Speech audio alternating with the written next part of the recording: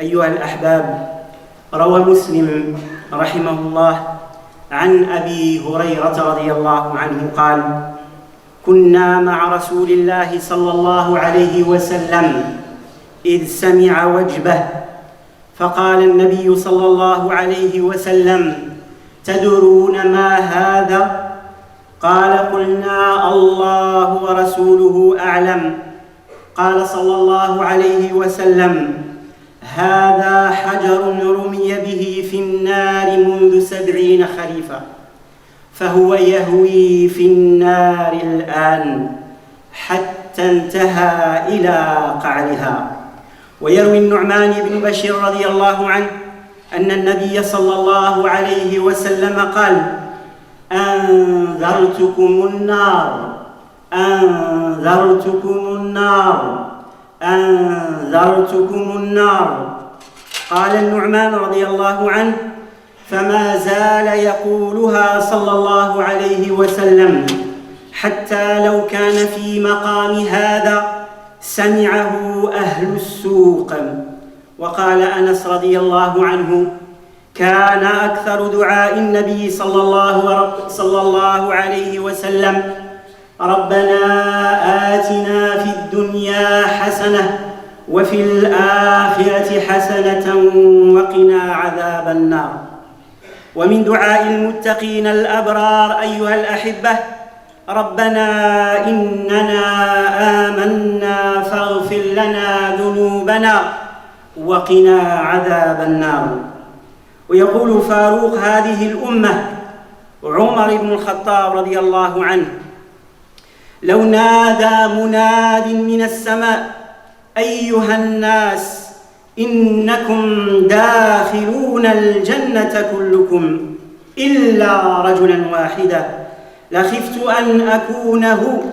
وقال عثمان رضي الله عنه: لو أني بين الجنة والنار ولا أدري إلى أيتهما يؤمر بي لاخترت أن أكون رمادا قبل أن أعلم إلى أيتهما أصير.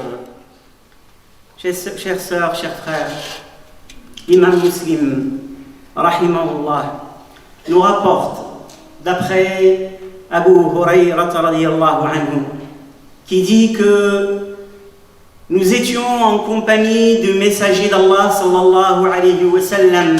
Et quelle belle compagnie, c'est la meilleure des compagnies.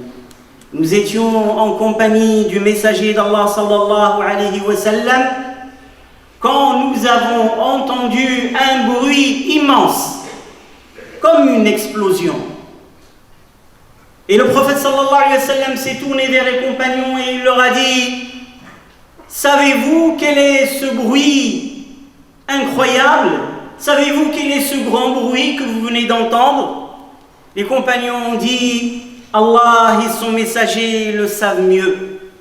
Et le prophète sallallahu alayhi wa sallam leur dit que c'est le bruit qu'a fait une pierre qui a été lancée au-dessus de l'enfer et qui a chuté pendant 70 ans dans l'enfer. Un bruit qui ne vient pas de ce monde, mais un bruit qui vient du monde de l'Ghaib. Et Dieu, par sa permission, l'a fait entendre au prophète sallallahu alayhi wa sallam et aux croyants pour que cela leur serve d'exhortation. 70 ans, une pierre est en train de chuter dans cette créature qui est Jahannam, l'enfer. 70 ans, c'est une vie. C'est une vie. 70 ans, c'est une vie entière. Et c'est la distance que parcourt cette pierre en chutant dans l'enfer. Et ce hadith prouve que l'enfer existe maintenant, au moment où l'on parle, au moment où le prophète sallallahu alayhi wa sallam a dit cela, contrairement à ceux qui renient la sunna du prophète sallallahu alayhi wa sallam et renient même l'existence de l'enfer actuellement et lui donnent une explication farfelue, imaginaire. An-Nu'man ibn Bashir radiyallahu anhu il rapporte que le prophète sallallahu alayhi wa sallam était en train de faire le prêche et il s'est mis à dire à haute voix: je vous mets en garde contre le feu, je vous mets en garde contre le feu, je vous mets en garde contre le feu. Et le prophète sallallahu alayhi wa sallam l'a répété tellement de fois et tellement fort que sa cape qui était sur ses épaules est tombée à ses pieds. Et Al-Nu'man ibn Bashir, quand il rapporte ce hadith, il dit: les gens du marché auraient pu l'entendre depuis l'endroit où je me trouve. Ça veut dire que le prophète sallallahu alayhi wa sallam a élevé la voix en mettant garde contre l'enfer. Ici, bien sûr, il ne s'agit pas juste d'élever sa voix dans la mosquée pour le faire entendre aux gens qui prient. Si ce compagnon, il dit: les gens qui auraient été dans le marché auraient pu l'entendre. Et ça, c'est la particularité qu'avait le prophète sallallahu alayhi wa sallam. Sa voix portait miraculeusement. Quant à nous, on doit aller vers les gens partout où ils se trouvent pour justement les mettre en garde contre le feu de l'enfer. L'imam al-Bukhari rahimahullah rapporte d'après Anas radiyallahu anhu, il dit que parmi les invocations du prophète sallallahu alayhi wa sallam, et elles sont extrêmement nombreuses, celles qui répétaient le plus fréquemment, celles qu'il répétait très très souvent: Rabbana atina fid dunya hasana wa fil akhirati hasanatan wa qina adhaban nar. Seigneur, accorde-nous une belle part dans ce monde et une belle part dans la vie future, et préserve-nous des tourments de l'enfer. Les savants disent que c'est l'invocation la plus globale et la plus complète que faisait le prophète sallallahu alayhi wa sallam. C'est pour ça qu'il la répétait très souvent et qu'il nous a incité à la répéter. Et d'ailleurs, dans le petit pèlerinage et le grand pèlerinage, quand les pèlerins font les circonambulations autour de la Kaaba, et quand ils arrivent au niveau de l'angle yéménite jusqu'à l'angle de la pierre noire, ils répètent, c'est une sunna du prophète sallallahu alayhi wa sallam: Rabbana atina fid dunya hasana wa fil akhirati hasanatan wa qina adhaban nar. Seigneur, accorde-nous une belle part dans ce monde et une belle part dans la vie future, et préserve-nous des tourments de l'enfer. Et l'invocation des gens pieux, vertueux, rapportée dans le Coran al-Karim: Seigneur, nous croyons en toi, fais-nous remise de nos péchés et préserve-nous du châtiment de l'enfer. Et ce souvenir de l'enfer, c'était quelque chose qui était très présent dans la vie des compagnons du prophète sallallahu alayhi wa sallam. Bien sûr, le prophète sallallahu alayhi wa sallam, il disait: Bashiru wa la tunaffiru, yassiru wa la tu'assiru. Annoncez la bonne nouvelle et ne faites pas peur aux gens. Facilitez les choses et ne rendez pas les choses difficiles. Ça signifie que dans le discours religieux, il doit y avoir un équilibre entre tarhib et tarhib. Et on ne doit pas verser dans un sens sans l'autre. Les deux sont importants. Et donc les compagnons, le souvenir de l'enfer était présent à tel point qu'ils avaient une conscience de cette création de Dieu qui est Jahannam, qui est An-Nar, qui est l'enfer, qui les mettait dans des états de crainte extraordinaires et incroyables. Sayyiduna Umar ibn Khattab radiyallahu anhu, il dit, alayhi radiyallahu anhu, il dit: si quelqu'un devait lancer un appel dans le monde céleste, il dit: tous les gens entreront au paradis, sauf une personne. Je penserai que je suis cette personne. Sayyiduna Uthman radiyallahu anhu, Uthman ibn Affan radiyallahu anhu, Dhun Nurayn, l'homme de lumière, le troisième calife de l'islam, l'homme envers qui les anges éprouvaient al-haya, de la pudeur. Il dit, si je me trouve entre le paradis et l'enfer, et qu'on lance un appel pour désigner les gens qui vont être au paradis et en enfer, je souhaiterais être transformé en cendre avant de connaître la réponse, c'est-à-dire de disparaître, comme les animaux qui vont être ramenés à la terre, comme de la poussière.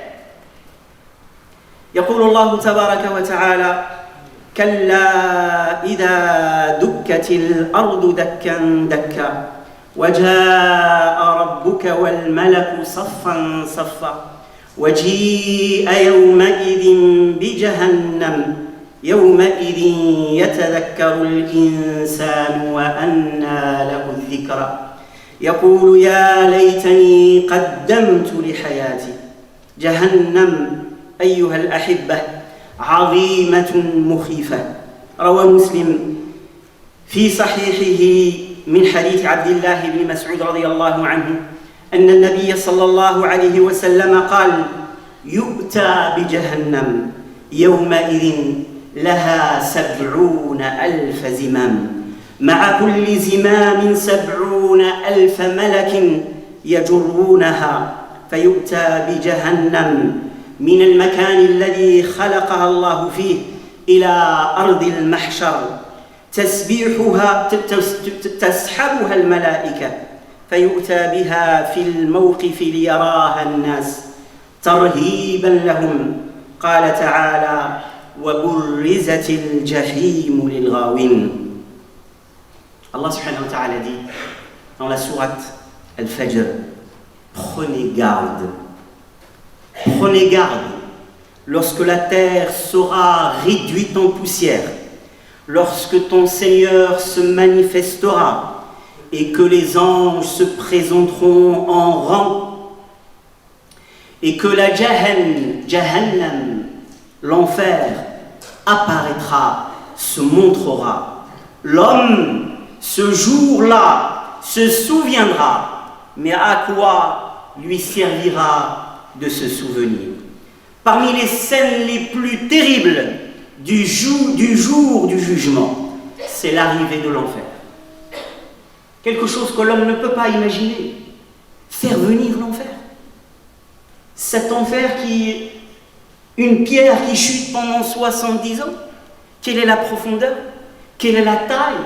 Quel est le poids? Si quelqu'un il est sceptique, il doute, aujourd'hui, musulmans et non musulmans, ils peuvent constater que dans l'univers, dans une galaxie, des galaxies tout entières se déplacent, se percutent, disparaissent et naissent des mondes entiers, des étoiles, des planètes, des systèmes, des trous noirs qui sont capables d'engloutir tout notre système solaire et voire plus, qui bougent dans ce monde-là.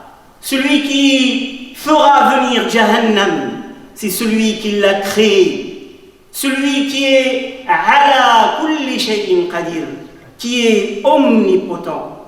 Et cette scène, c'est la scène la plus terrible du jour du jugement, l'arrivée de l'enfer, traîné par un nombre incroyable d'anges, déplacés de l'endroit où elle se trouve actuellement dans la cour du jugement, pour qu'elle soit visible aux gens, pour qu'elle soit visible aux gens. Et le prophète sallallahu alayhi wa sallam nous dit qu'elle sera maintenue par 70 000 reines, et sur chaque reine 70 000 anges qui la maintiennent. En sachant que ce nombre 770, 7700, on l'a souvent dit, dans la langue arabe, il peut signifier un nombre incalculable que l'humanité ne peut pas connaître, comme il peut signifier ce chiffre-là. Quelle que soit l'explication, c'est quelque chose d'inimaginable et d'incroyable. En connaissant la taille, le poids, la force d'un seul ange, 70 000 reines qui maintiennent l'enfer. Comment sont faites ces reines? De quelle matière, de quelle structure pour maintenir une telle créature? Et sur chaque reine, 70 000 anges. C'est-à-dire, si on fait le calcul, c'est 4 000 milliard 900 millions d'anges qui maintiennent rien que l'enfer, qui le maintiennent, pour qu'il n'engloutisse pas tout ce qui se trouve sur son passage. Ce jour-là, le paradis sera rapproché des vertueux et l'enfer sera exposé aux réprouvés. أقول قولي هذا وأستغفر الله لي ولكم فاستغفروه إنه هو الغفور الرحيم.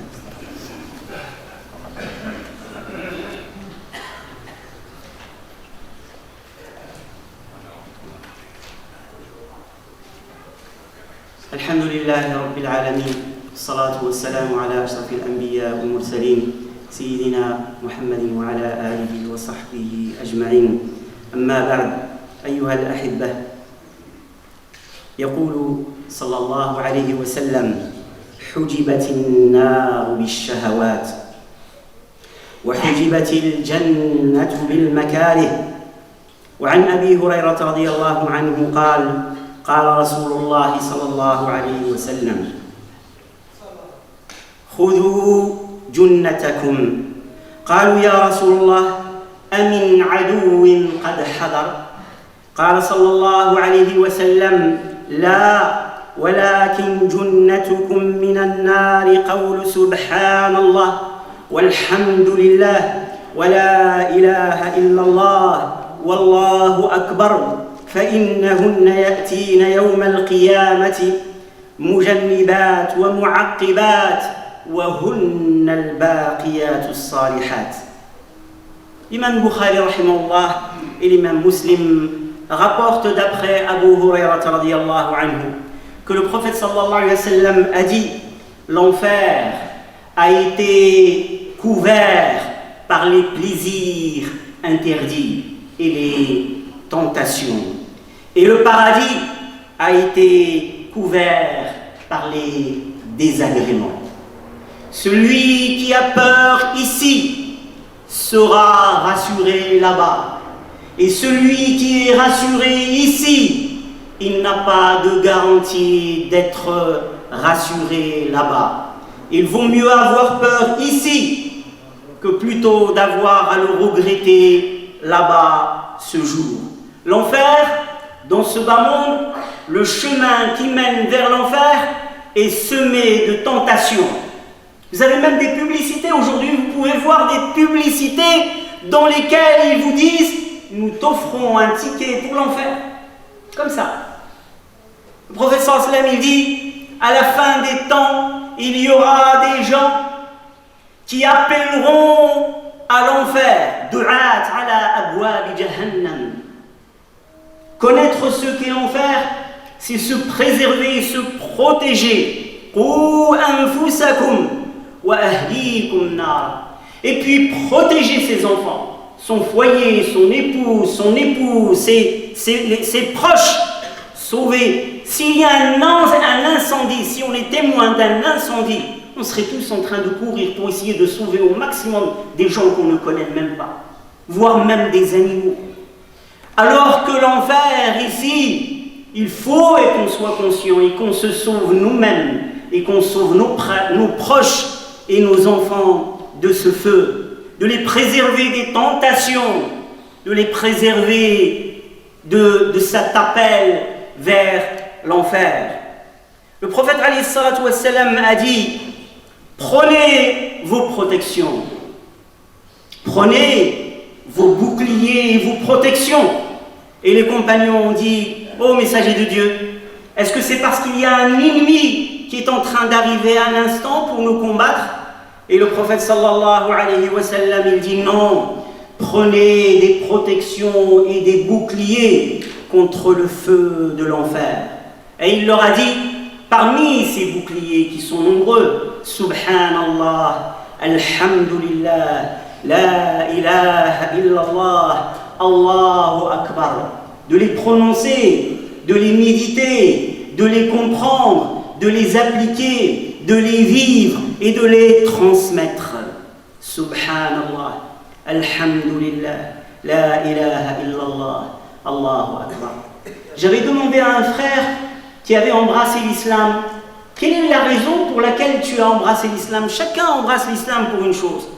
Il m'a dit, quand j'ai entendu parler de l'enfer. Quand j'ai entendu parler de l'enfer, j'ai voulu me sauver et échapper à cela.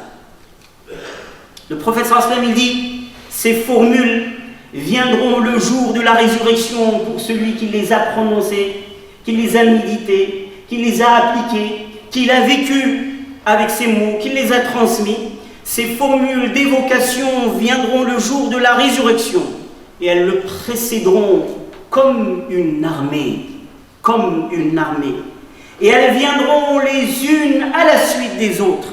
Et il y a une partie qui se mettra à sa droite, une armée à perte de vue à sa droite, une armée à sa gauche à perte de vue, derrière lui, et une préservation de l'enfer. Elles le protégeront du feu de l'enfer, et elles sont les bonnes œuvres qui durent, qui font investir pour ce jour-là. أقول قولي هذا وأستغفر الله لي ولكم فاستغفروه إنه هو الغفور الرحيم. اللهم أجرنا من النار، اللهم أجرنا من النار، اللهم أجرنا من النار، اللهم قنا عذابك يوم تبعث عبادك.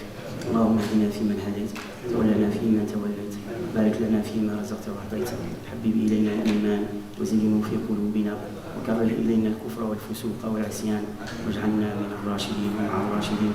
اللهم ارحمنا وارحم والدينا، ارحم من علمنا، ارحم من سبقنا بالإيمان، ولا تجعل في قلوبنا غلا للذين آمنوا برحمتك يا أرحم الراحمين. ربنا آتنا في الدنيا حسنة وفي الآخرة حسنة وقنا عذاب النار. اللهم قنا عذاب النار، اللهم قنا عذاب النار، اللهم قنا عذاب النار برحمتك يا أرحم الراحمين. ربنا لا تزغ قلوبنا بعد إذ هديتنا وهب لنا من لدنك رحمة. ربنا هب لنا من أزواجنا وذرياتنا قرة أعين واجعلنا للمتقين إماما. حبب إلينا الإيمان وزينه في قلوبنا، وكره إلينا الكفر والفسوق والعصيان، واجعلنا من الراشدين مع الراشدين برحمتك يا أرحم الراحمين. قل لهذه الأمة وليا ونصيرا. اللهم اشف مرضانا وعاف مبتلانا وارحم موتانا برحمتك يا أرحم الراحمين، برحمتك يا أرحم الراحمين. اللهم اهدنا واهدي بنا واجعلنا سببا لمن اهتدى برحمتك يا أرحم الراحمين. وصلى الله وسلم على سيدنا محمد وعلى آله وصحبه وسلم تسليما، وآخر دعوانا أن الحمد لله رب العالمين.